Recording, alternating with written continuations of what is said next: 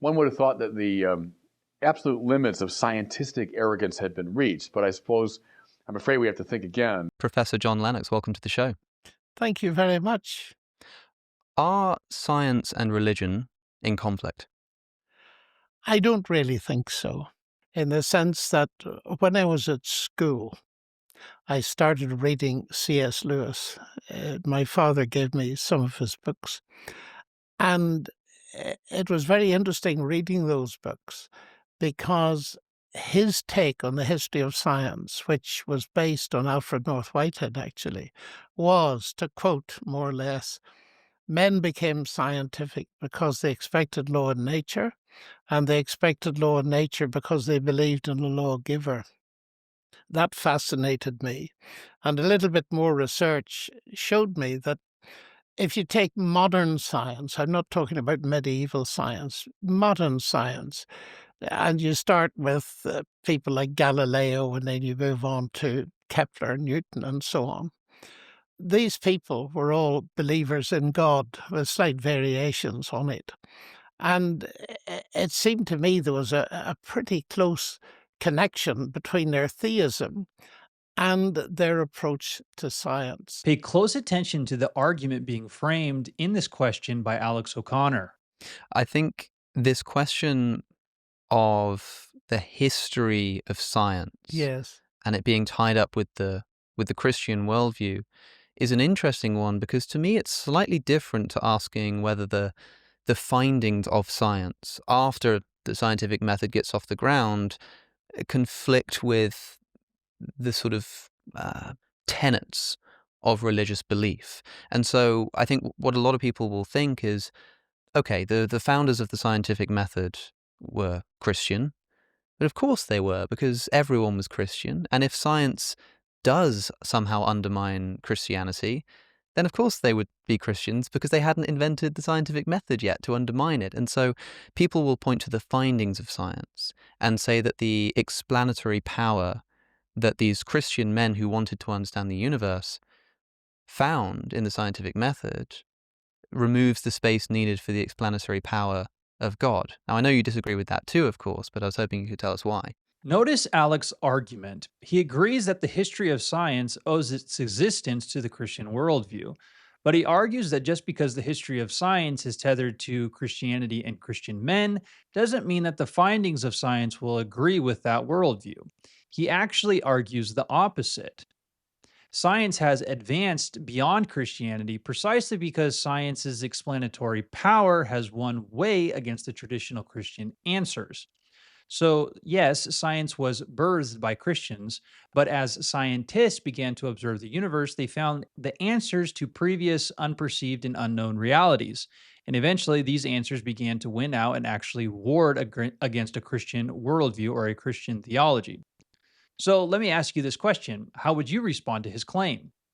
I want us to continue watching, and we're going to watch the response of Professor Lennox here. And I want us to watch it because I believe his answer is very inadequate. It's not wrong. It's actually one way you can approach this question, but it doesn't actually answer the question that Alex O'Connor is asking. And then we will bring in Bishop Barron, who I believe actually solves the riddle of what Alex O'Connor is asking here. At least he does for me, in an indirect way.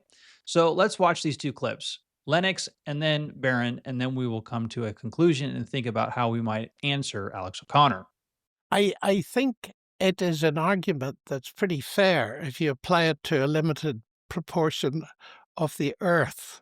Yep. But the interesting thing to me about that, and I've thought about it a fair bit because it's the obvious point to make, and it's a good point to make, is that modern science did not develop among the Chinese.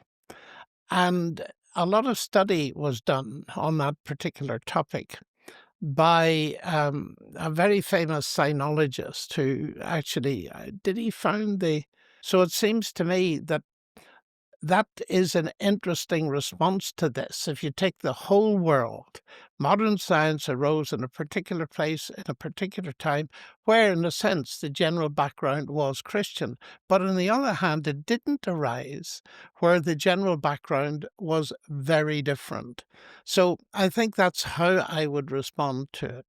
So, why do I believe that Professor Lennox's answer or response is inadequate? Because the question formed by Alex O'Connor that he asked Lennox to respond to says that the history of science is being developed by Christians is not a compelling argument to him. It's not even the question he's asking. So, when Lennox goes on and explains more history, more geography, more historical phenomenon to show that science is really just a formation or comes out of a Christian worldview, that's not answering Alex O'Connor's question. So here's a clip of Bishop Barron talking about a similar theme where I believe he actually answers indirectly but very convincingly Alex O'Connor's question. Science and religion are not in competition with each other. Think of two football teams, right, who are competing on the same gridiron. Well, if one team advances, ipso facto, the other team has to retreat. That's what it means to be in competition. So there's a 30-yard gain, then the defense has to move back 30 yards. If the one team gets into the end zone, it means the defense is totally collapsed. The advance of one is paid for through the retreat of the other. Okay.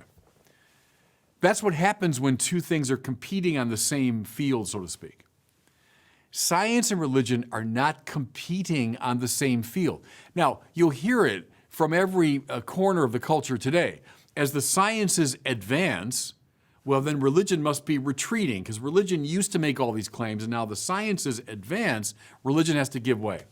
False, wrong. See, God, analyzed by theology, God and the things of God. God is not an item within the universe. The sciences analyze, explore, experiment upon objects and things, events, and relationships within the empirically verifiable universe. That's the nature of the sciences. Good. Go all the way with that. What will you never be able to do following that method? You will never be able to adjudicate the question of God, because God is not a thing or an item or an event or a relationship within the empirically verifiable universe. Rather, God is the reason why there should be a universe at all.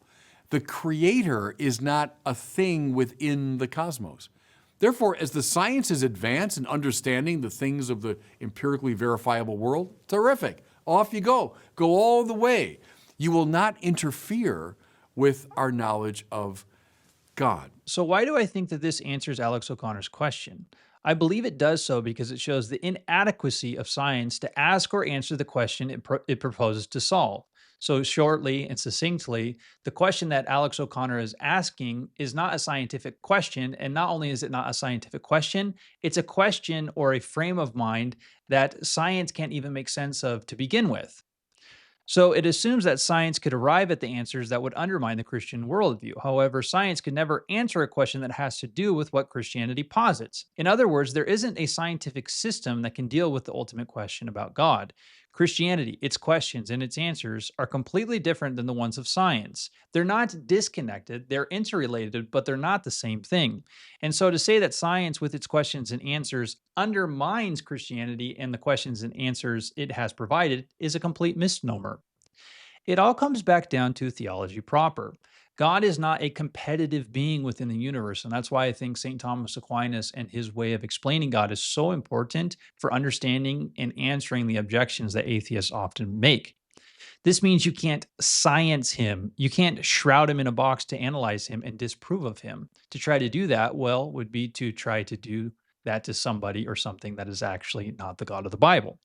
So, how should one answer Alex? And I think that's important. I think this is how you should be thinking about this.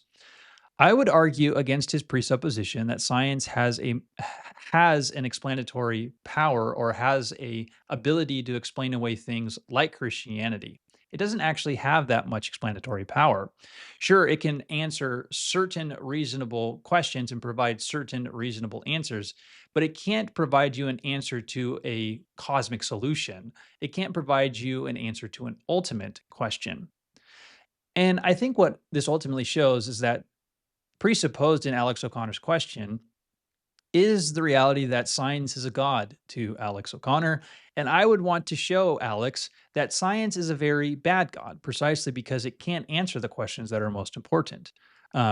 Science can give you reasonable answers, but it can't give you the ultimate solution or answer, which I think makes it a rather terrible god. And unfortunately, it is the predominant god of this age. So it would be a theological and presuppositional response to Alex that I think that we should make. All right, that's all I have for this video. Please be sure to like and subscribe. Remember that Christianity is Christ, and without him, there is no Christianity. And I'll see you in the next one. Peace.